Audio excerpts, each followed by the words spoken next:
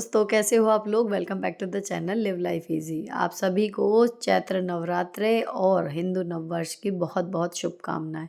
अक्सर new year पे जब 1 होता है ना, तो बहुत सारे लोग रेजोल्यूशन लेते हैं एंड ऑल दैट। लेकिन मेरा मानना पिछले कई सालों से, लगभग 10 से 12 साल हो गए होंगे, ज़्यादा ही हो गए होंगे शायद, ये वाला दिन ही मेरे लिए एक्चुअली नया साल जैसा मुझे फील होता है। नया सेशन शुरू होने वाला होता है या हो चुका होता है, मौसम बदल रहा होता है और सब कुछ समझिए कि एक वास्तव में पेड़ों पर पत्तों से लेके और हमारे कपड़ों तक, मौसम तक, सब कुछ एक नई ऊर्जा, एक नया सब कुछ दिखाई देता है। तो एक्चुअली जो न्यू ईयर वाली फीलिंग आती है ना, वो इसी टाइम आती है जब चैत्र नवरात्रे शुरू होते हैं।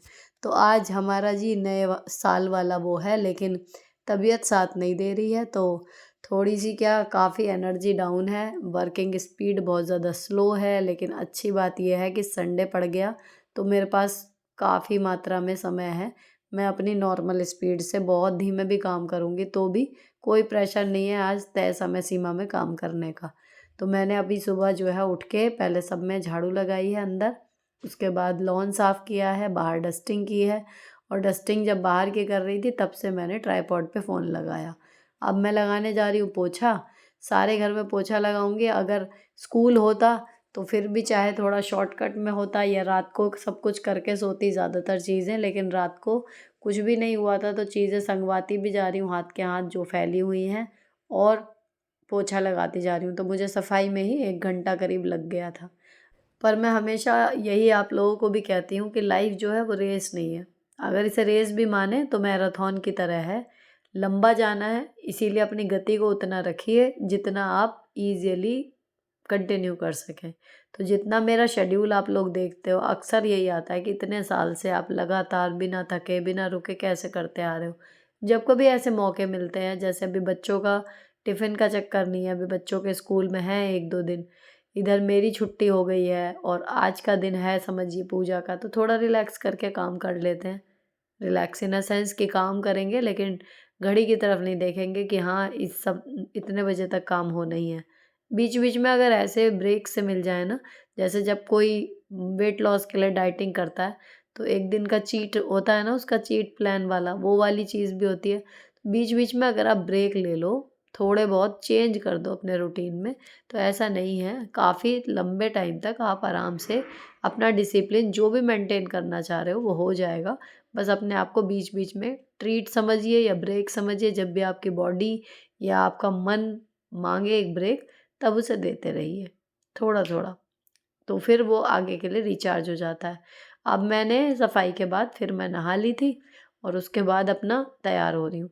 लेकिन यहाँ पर जो मैंने शूट नहीं किया, साड़ी पहनने से पहले मैंने गाउन डाला नहाने के बाद, और जितनी भी जैसे ऊपर चढ़ के भगवान जी के कपड़े वगैरह ऊपर रखे हुए हैं अलमारी में वो निकालने थे, या छत पे से जो ऊपर वाले बेडरूम में से माला वगैरह लानी थी, या फिर जो टेबल लगाते हैं भगवान जी के लिए, वो सब काम जो था ना, वो मेरे हस्बैंड ने टेबल निकाली थी, तो मैंने उसके ऊपर क्या कपड़ा बिछाना है क्या नहीं, जिसमें मतलब मुझे ज़्यादा ऊपर नीचे करना पड़ता है, चढ़ना उतरना या बार बार इधर उधर चीज़ें जमा करना, वो वाला काम मैंने साड़ी बांधने से पहले कर लिया ताकि मुझे कम से कम थकान हो। एक्चुअली इस टाइम पे ना 99 के करीब फ़ीवर हो गया था, तो मैंने पूजा वगैरह करके जब नापा है तो वो 99 आ रहा था। तो इस टाइम पे मुझे लग रहा था कि हाँ मतलब नहीं है सही तबीयत। तो मैं चाह रही थी कि कम से कम लोड पड़े बॉडी पे और मेरा काम हो जाए। मैंने फिर सारा जो चढ़ने उतरने का काम था ना वो सब निपटा लिया था गाउन पहन के। उसके बाद फिर मैंने साड़ी बांधी आराम से, और फिर आज रेड था, माता रानी के लिए भी रेड कपड़े निकालूंगी, और प्रॉपर रेड ना पहन के, ये रेड की शेड है, ये वाली साड़ी मैंने पहनी जो मैंने हमारे नए वाले ऑफिस के मुहूर्त में पहनी थी, और झुमकी वही वाली पहन ली है, बाकी नेकलेस नहीं पहन रही हूँ घर में। लाइट वेट सी हैं ये झुमकी, तो डेली में भी ये मतलब आप जैसे अब मैं घर में पहनूंगी तो भी कोई दिक्कत नहीं है, वज़न बिल्कुल भी इनमें है नहीं। उसके बाद मैंने बालों को उँगलियों से ही सुलझा लिया था, अभी गीले हैं, और इनको मैं कंघा नहीं करती हूँ जब तक ये गीले रहते हैं, सूख जाएंगे उसके बाद करूँगी। बाकी उँगलियों की मदद से ही इस तरीके से सुलझा लें, तो जब ये सूखेंगे ना तो बहुत कम उलझे हुए रहेंगे, ऑलमोस्ट सुलझ जाते हैं अगर आपने कंडीशनर वगैरह लगाया है तो। अब इनको ठीक सा करके फिर मैं तैयार हो गई हूँ। अब मैं जाऊँगी नहाने धोने के बाद मंदिर का जो बाकी का काम है उसका, मतलब माता रानी का स्नान है और उनका वस्त्र वगैरह जो भी हैं वो सब मैं इसके बाद करूँगी। इतने जब मैं यहाँ पर यही सब काम कर रही थी तब तक मेरे हस्बैंड और बच्चे, उनका नहाना अपना चालू था, एक एक करके वो नहा रहे थे। तो यहाँ मैंने माला का थैला रखा हुआ है, ये लाल कपड़ा बिछा दिया है, चारों तरफ से भी कवर कर दिया है। और यहाँ पर मैंने भिगो के रखे थे जौ सफाई करने से पहले, ठीक है। और ये कलश, इसको मैंने धो के रखा था। तो कुछ काम आज ऐसे थे जो मतलब तबीयत की वजह से कहिए या कुछ कहिए, पिन पॉइंटेड मैं शूट नहीं कर पाई। और अब मैंने माता रानी को और बाकी भगवान जी को स्नान कराने के लिए सिंपल गंगा जल वाला पानी बनाया है, उसमें कुछ गुलाब की पत्तियाँ डाली हैं बस। पंचामृत वगैरह से नहीं स्नान करा रही हूँ और इनसे ही अच्छे से साफ़ हो जाती हैं। इन पे मैं पीताम्बरी वगैरह कभी भी इन मतलब भगवान जी की जितनी प्रतिमाएँ ना इन पे यूज़ नहीं करती। बहुत हुआ कभी तो दही वगैरह से इनको, जैसे पंचामृत बनाते हैं तो दही वगैरह से साफ़ कर देती हूँ। बाकी ये ऐसे ही मतलब अष्टधातु की हैं, तो ये सिंपल मतलब गंगा जल से ही जब मैं इस तरीके से इन्हें नहलाती हूँ ना तो ये काफ़ी साफ़ हो जाती हैं। तो मुझे इनको कभी ऐसे क्लीनिंग के लिए कुछ ख़ास ज़रूरत पड़ती नहीं। अब इनको जो है थोड़ा-थोड़ा गुलाब की पत्तियाँ जो हैं वो भी इसमें जाती जा रही हैं और इनको मैंने सारे भगवान जी को एक-एक करके स्नान करा दिया। माता रानी और नारायण जी को, उसके बाद बाकी सबको। बच्चे हेल्प करा रहे थे, जो भगवान जी नहा चुके थे, एक साफ़ उनका रुमाल अलग से भगवान जी का जो है उससे उन्होंने उनको पोंछ दिया और फिर उन्हें लाके टेबल के पास रखने लगे हैं। अब इनका श्रृंगार करेंगे। इतने मैंने ऊपर का जो मंदिर का हिस्सा है उसको अच्छे से वाइप ऑफ कर दिया सारा, क्योंकि अब सारे भगवान जी यहाँ से हट चुके, तो सारा ही खाली सा हो गया था, बस ऊपर थोड़ा सा सामान रखा है। तो मैंने यहाँ पर सारा अच्छे से साफ़ कर दिया। जो धूप बत्ती और दीपक वगैरह लगाने की जगह पे थोड़े बहुत निशान से बन जाते हैं वो सब भी मैंने अच्छे से रगड़ के यहाँ पे क्लीन कर दिया। अब बाकी सारे भगवान जी वापस ऊपर ही रखे जाएंगे, लेकिन माता रानी को मैं नीचे उतार लेती हूँ जहाँ पर जोत करी जाती है। अब इनके वस्त्र की बात आई, तो जो ये स्टील के डिब्बे हमें अक्सर ना उसमें मिलते थे जब पहले शादी में भात वगैरह कहीं भी होता था, जैसे बहुत सारे कज़न देवर नंद थे, सबकी शादियों में कभी कभी मिल जाते थे। तो ये उस तरीके के मेरे पास 4-5 डिब्बे जमा हो रहे थे, यूज़ तो ये हो नहीं रहे थे। तो मैंने इनको यूज़ किया हुआ है इस टाइम पे माता रानी के वस्त्र रखने में। एक में सारे वस्त्र आ जाते हैं। ये सारे लहंगे इनकी चुन्नी के साथ लगा-लगा के मैंने रखे हुए हैं।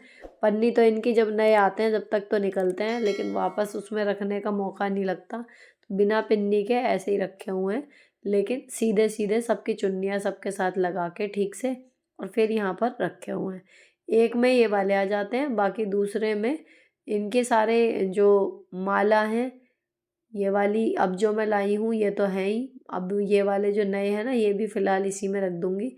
इसमें एक डिब्बे में तो आ जाते हैं ये वाले। तो दूसरी एक पन्नी इस तरीके की है, उसमें सारे भगवान जी की जितनी भी मालाएँ हैं वो मैंने रखी हुई हैं।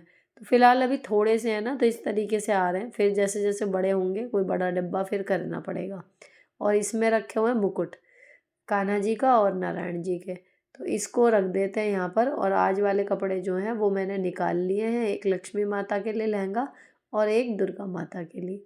इनके साथ की अब ज्वेलरी जो है वो जो मैं अभी नए 2 सेट लाई थी ना, मेरा मन है वो पहनाने का। बाकी देखते हैं इन दोनों में से कौन-सा आज माता रानी पहनेंगी, क्योंकि मुझे बड़ा स्ट्रॉन्ग बिलीफ है, जो उनको पहनना होता है ना वो ही पहना जाता है, नहीं तो बाकी दूसरा ना या तो अच्छा नहीं लगेगा या फिर गिरता रहेगा, कुछ इस तरीके का हमेशा रहता है। तो देखते हैं, दोनों मैंने निकाल लिए। इनमें धागे वगैरह मैंने आराध्या से पिरवा लिए थे, क्योंकि इसमें पीछे डोरी बांधने के लिए हमें खुद कलावा या कुछ भी एक बांधना पड़ेगा, उस तरीके का ये सेट था। अब यहाँ पर दोनों बच्चियाँ जो हैं मेरी, वो माला से डेकोरेट करने में मदद कर रही हैं। पिन की मदद से इन्होंने माला जो है वो लगा दी थी। मेन कपड़ा जो है वो अटकाना मुश्किल होता है थोड़ा, वो इनसे नहीं हो पाता अभी। माला वगैरह ये लगा लेती हैं। अब माता रानी को मैंने उनके स्थान पर बैठा दिया था और जौ जो भिगोए हुए थे उनको मिट्टी में मिला रही हूँ अच्छे से। गोबर वाला जो चक्कर है वो तो अब है नहीं, तो सारे जौ जो हैं वो इस मिट्टी में मिला के उसके ऊपर से कलश को यहाँ पर रख दिया। अब यहाँ पर कलश की जो भी विधि है वो शुरू होगी। तो सबसे पहले मैंने इस पे स्वास्तिक के निशान बनाए 7, और निशान बनाने के बाद फिर इस पे बांधूंगी मैं कलावा। कलावा बांधने के बाद इसमें समझिए इसको एक वस्त्र अर्पण वाला ना, कलश की जो पूजा होती है, एक वस्त्र अर्पण वाली जो प्रक्रिया होती है वो हो गई, स्वास्तिक हो गया। और इसके बाद अब इसमें जो सामान डालना है, थोड़ा सा सादा पानी ले लीजिए, उसमें मिला लीजिए गंगा जल। ये मिलाने के बाद एक लौंग का जोड़ा, एक सुपारी और एक सिक्का, इतना डालिए। कई लोग कहते हैं इसमें चावल डालने चाहिए, कई लोग कहते हैं कि व्रत वाला है इसलिए नहीं डालने चाहिए, तो मैं नहीं डालती हूँ इसमें चावल। और उसके बाद आम के पत्तों का इस तरीके से एक दल लेके फिर इसमें कलश लगा दें। तो मैं हमेशा इसके ऊपर तश्तरी रख के फिर कलश को रखती थी, जो नारियल को ऊपर। तो कई बार कमेंट आते थे कि ये टेढ़ा रखा हुआ है, तो मैंने इस बार ट्राई किया सीधा रखने का, देखते हैं कैसा जाएगा, क्योंकि हल्का सा वो पानी में डिप हो रहा है। देखते हैं 9वीं तक वो कैसा निकलता है। बाकी मैंने बाकी के सामान, फल और चौलाई के लड्डू, बताशे, ये भोग के लिए मंगाए थे वो रख दिए।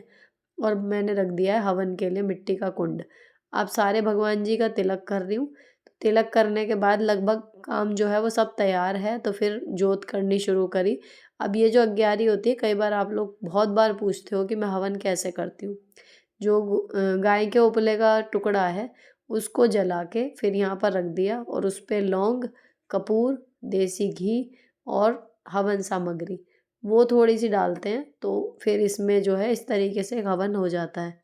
मंत्र पढ़ती हूँ नवदुर्गा के, आप माता रानी का कोई सा भी मंत्र जाप कर सकते हो, ये कम्प्लीटली आपके ऊपर है। इसमें कुछ ऐसा नहीं है कि ये मंत्र पढ़ने से ज़्यादा होगा या कोई और मंत्र पढ़ने से कम। इसके बाद जो है साथ के साथ जो लौंग का एक एक जोड़ा घी में हल्का सा लगा के इस जोत में चढ़ाते जाते हैं। तो जब ये लोग नहीं होते तीनों सुबह के टाइम, अगर अवेलेबल या नहाए नहीं है कुछ और है, तो मैं चारों के एक साथ चढ़ा देती हूँ। अभी चारों नहाए हुए हैं, सब साथ में खड़े हैं, टाइम है, तो इसलिए अब इनके हाथों से मैं सबके चढ़वा रही हूँ। तो एक एक जोड़ा सब लोग जो हैं वो चढ़ा देंगे, मेरी बेटियां भी और मेरे हस्बैंड भी। अब यहाँ पर ये चढ़ाने के बाद आहुति, फिर ये लोग पीछे हो जाएंगे। इसमें घी जो है वो आपकी, अगर आरतियाँ लंबी चलती हैं या आप ज़्यादा कुछ बड़ा मंत्र पाठ कर रहे हैं, तो इसमें घी और सामग्री लगातार डालते रहें, तो ये हवन सा चलता रहेगा। और इससे ज़्यादा बड़ा करना है तो आप प्रॉपर हवन कुंड लेकर सेम प्रोसीजर आम की लकड़ी के साथ भी कर सकते हो। तो देवी माँ का कोई भी मंत्र लेके उसको आप 21 बार, 51 बार, 101 बार बोलते जाइए, और जब वो मंत्र ख़त्म हो तब उसमें सामग्री डाल दीजिए। इस तरीके से सिंपल हवन घर वाला हम कर सकते हैं। अब सारी पूजा करने के बाद आरती कर ली थी, और अब आप लोग कीजिए माता रानी के और माता रानी के दरबार के दर्शन, जो बड़ा सुंदर लगता है। जब शुरू होता है तो पता नहीं होता कि कैसा जाएगा सब कुछ, हर बार कुछ ना कुछ अलग हो जाता है, लेकिन एक बार जब सज जाती हैं और सब कुछ सेट हो जाता है तो इन पर से निगाह बिल्कुल नहीं हटती। इतने अच्छे लगते हैं ये 9 दिन, शायद साल के सबसे अच्छे 9 दिन ये बार बार जो 2 बार आते हैं ये होते हैं। अब मैं जब पूजा शुरू करती हूँ पहले दिन, तो 4 कलावे के टुकड़े हम चारों के लिए इस प्रार्थना के साथ माता रानी के चरणों में रखती हूँ कि उनकी ब्लेसिंग्स इसमें आए, और ये जब तक हमारे हाथ में रहे तब तक उनका कृपा जो है वो हमेशा हमारे साथ साथ बिल्कुल ऐसे ही चले। तो अक्सर कलावा एक ख़त्म होता है, दूसरा किसी न किसी जगह बंध ही जाता है, लेकिन टेक्निकली जो इसकी वो है 40 दिन की होती है, कि अगर आपने आज कलावा बांधा है तो वो 40 दिन तक उस एनर्जी को स्टोर करके रखता है। तो आपके मतलब तब तक आप उसको बांधें, उसके बाद उसको हटा भी दें तो कोई फ़र्क नहीं पड़ता। अब मैंने जो है तीनों के इनके टीका लगा दिया और वो कलावा बांध दिया, अपने भी बांध लिया था। अब बीच बीच में मेरे हस्बैंड जैसे किचन में थे ना, तो आलू उबल चुके थे, तो वो आलू कलहारने के लिए उन्होंने कढ़ाई में घी डाल के, जीरा डाल के आलू छौंक दिए थे। फिर मैंने नमक डाला उसमें, काली मिर्च अभी ख़त्म हो रही थी तो अब आएगी तब डलेगी, हरी मिर्च एक डाली थी और डाल दिया इसमें हरा धनिया। तो ये वाले आलू ऐसे हो गए हैं कि थोड़े से तो मैं खाऊंगी, ज़्यादा तो मुझसे ये वाले खाए नहीं जाते। बाकी इससे ही दही और रायता बना लेंगे, तो इससे रोटी और सब्ज़ी जो है लंच में हो जाएगी। थोड़ी सी हमारी रखी है घिया चने की दाल, ठीक। और बच्चे अब लग गए थे बंधनवार बनाने में, तो इन्होंने इस बार बोला कि मतलब हम बना लेंगे, हमें आती है बनानी। तो इस बार काफ़ी चीज़ें ऐसी हैं जो हमेशा मैं करती थी, लेकिन अब ये खुद करने लगी हैं, थोड़ी बड़ी हो गई हैं, तो ये बन गया हमारा बंधनवार। अब इसको लगाने की ज़िम्मेदारी ली मेरे हस्बैंड ने, तो वो लगा देंगे। अगर वो अभी तक ऑफिस जा चुके होते तो फिर मैं लगाती, लेकिन आज बन गई थी टाइम से तो फिर इन्होंने लगा दी। अब ये कुर्सी पे चढ़ के बंधनवार लगाएंगे। यहाँ पर हमारा समझिए पूजा का काम जो है वो ख़त्म। अब जो आलू बने हैं वो मैं इतने खा रही थी जब ये लोग बंधनवार लगा रहे थे।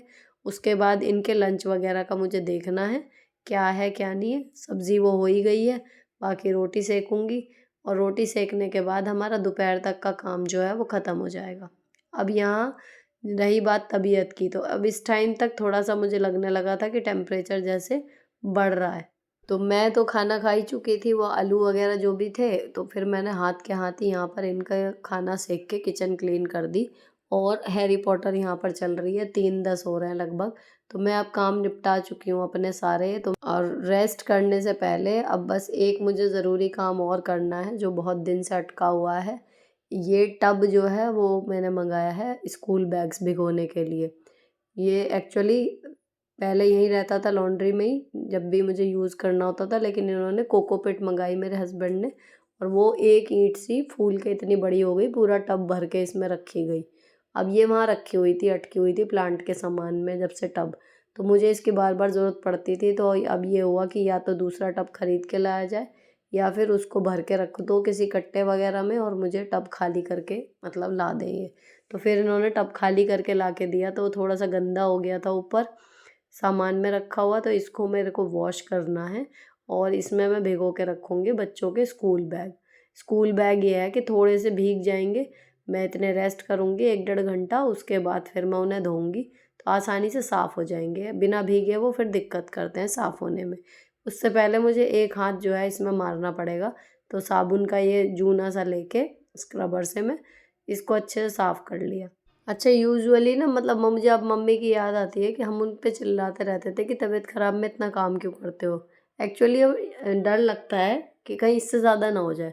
तो जो अटके हुए ज़रूरी काम होते हैं ना, उन्हें लगता है कि इन्हें तो पूरा कर ही लें, अगर तबीयत इससे ज़्यादा बिगड़ गई, हम उठ ही ना पाए तो क्या ही होगा, है ना? ये टेंडेंसी होती है औरतों की, तो वो मेरी भी है। और यही चीज़ मुझे लगता है अब समझ में आती है अपनी मम्मियों की, जो हमें बात तब नहीं समझ में आती थी कि तबीयत ख़राब में भी वो काम क्यों करती रहती थी। डर यही होता है कि कहीं इससे ज़्यादा बिगड़ गई तो कोई ज़रूरी काम बेहद ज़रूरी ना छूटे, चलो जितना हो सकता है उतना कर लें, है ना? तो ये बैग देखो, स्कूल से आके मुझे रोज़ लग रहा था गड़बड़ हो रही है, नहीं हो पा रहा है, थक रही हूँ या कुछ भी है, रोज़ सोच रही हूँ भिगो रही हूँ। कब से इनके एग्ज़ाम ख़त्म हुए हैं मैं, लेकिन अब पता है कि 2 ही दिन रह गए हैं, तो ये ज़रूरी काम है इसलिए मैंने इसको भिगो दिया। 1-1.5 घंटा भीग जाएंगे, इतने में रेस्ट करूँगी और नींद आ गई तो ठीक है, नहीं तो जो रील्स बनानी है, जो मैंने अभी शूट किया है माता रानी का, उसका अगर एडिट हो गया तो वो, नहीं तो मैं सो जाऊँगी। तो फिर मैं सो ही गई थी एक्चुअली, नहीं कर पाई थी एडिट। फिर मैं 4:30 बजे करीब उठ के मैंने फिर एडिट की रील, तब पोस्ट की मैंने इंस्टाग्राम पे, और कईयों के मैसेज भी आ गए थे जो मुझे जानते हैं पर्सनली व्हाट्सएप पे भी, कि क्या हुआ आज माता रानी की कहानी स्टोरी कुछ लगा ही नहीं। अब यहाँ पर बच्चे जो हैं वो अपनी किताबों पे कवर चढ़ा रहे हैं और मैं उठ के अब जा रही हूँ सीधी अपने जो बैग भिगोए थे ना मैंने, वहाँ उन्हें देखने के लिए। तो ये अच्छे से भीग गए हैं। अब इन्हें धोने से पहले मैंने सोचा कि साड़ी में अब कुछ ज़्यादा हो जाएगा, भिगोने तक तो ठीक था लेकिन धोने में ये फिर पूरी भीग जाएगी, क्योंकि बैग जब उठाओ ना तो उसकी छींटें कहीं की कहीं जाती हैं। तो मैंने इसको चेंज कर लिया, नाइट सूट पहन लिया अपना। अब इसको मैं फ्री सा होके आराम से धो सकती हूँ। तो इसको धोने के लिए अपना वही ले लिया मैंने, मिनी शू ब्रश, जो आपके साथ लास्ट टाइम शेयर किया था। अब इसका आप देखना, मैं कह रही थी ना कि बैग बहुत अच्छे से क्लीन होते हैं। ये जो ऊपर के हिस्से नहीं रहते जिसमें पाइपिंग सी लगी रहती है, यहाँ पर बच्चे अक्सर पकड़ते हैं और यहाँ पर वो बड़ा वाला ब्रश ना मतलब नहीं करता था काम। उससे ज़्यादा या तो हाथों में लगती थी और वो क्लीन भी उतना नहीं कर पाता था, क्योंकि हमें जहाँ पर एक्चुअली गंदा दिख रहा है वो वहाँ पर कई बार असर ही नहीं होता था। पर्सनल अगर मैं दोनों तरीके से कंपैरिजन करूँ, जब मैं उससे धोती थी तो बैग धोना मेरे लिए टास्क था, अब मुझे इतना मुश्किल नहीं लगता। तो तबीयत ख़राब में भी इसीलिए मैंने भिगो भी दिए और मुझे लगा कि मैं कर लूँगी बिना हाथ दुखाए। अगर एक लाइन में बोलूँ, आपके हाथों को बिना दुखाए ये क्लीन कर देगा। आराम से बैठ के धीरे धीरे घिसो, छोटा सा है हैंडी सा, ना तो हाथ में आपको कुछ होगा कि पकड़ लूँ कैसे, ना फिसलता है हाथ से, वो बार बार फिसल भी जाता है और छोटी से छोटे हिस्से को, छोटे से छोटे कर्व को भी बैग के ईज़िली क्लीन करता चला जाता है। रही बात इसमें कि पानी भरने की, बैग आपके पूरे भीगे हुए हैं, तो थोड़ा-सा मैं तो उसमें जो सर्फ़ नीचे था उसी में ही इसको ले जाके ब्रश को वापस ला दी थी, तो थोड़ा-थोड़ा ये भीगता जा रहा था। बिल्कुल आसानी से इसने सारे बैग जो दोनों थे, उसके सारे निशान-विशान जितने लग रहे थे, अंदर-बाहर सारा ये क्लीन कर दिया। अब इसको मुझे लगा लगभग आधा घंटा लग गया होगा मुझे दोनों बैग में, क्योंकि मैं बहुत धीरे-धीरे आराम से धो रही थी। उसके बाद फिर मैंने इनको पानी से अच्छे से धोया और सीधे ले जाके छत पे टांग दिया। तो अभी शाम सी हो ही जाएगी और कल तक ये आराम से सूख जाएँगे, फिलहाल बारिश का कहीं है नहीं। अब एक लोड जो है वो मैं कपड़ों का और लगा दूँ, तो मेरा आज का जो काम है वो आज ही आज ख़त्म हो जाएगा। कई लोग माँग रहे थे कि मैं अपना लॉन्ड्री का रूटीन शेयर करूँ, है ना? प्रिंटेड फॉर्म में। देखो, कोई रूटीन नहीं आपका यहाँ पे काम आता जो मुझे अब समझ में आ रहा है। आप डेली लॉन्ड्री को आधा घंटा दे दो, उसमें एक दिन चाहे कपड़े धो लो, दूसरे दिन फ़ोल्ड कर दो। कौन से कपड़े धो रहे हो ये आपके ऊपर है। हाथ वाले धो लो, सिंपल वाले धो लो, बेडशीट धो लो, कुछ भी, लेकिन एक दिन छोड़ के एक दिन आपको लोड लगाना है बस। अब यहाँ पर ये व्लॉग ख़त्म होता है। अगर अच्छा लगा हो तो चैनल को सब्सक्राइब कर देना। मिलती हूँ आपसे नेक्स्ट वीडियो में। Till then bye bye. Stay beautiful always.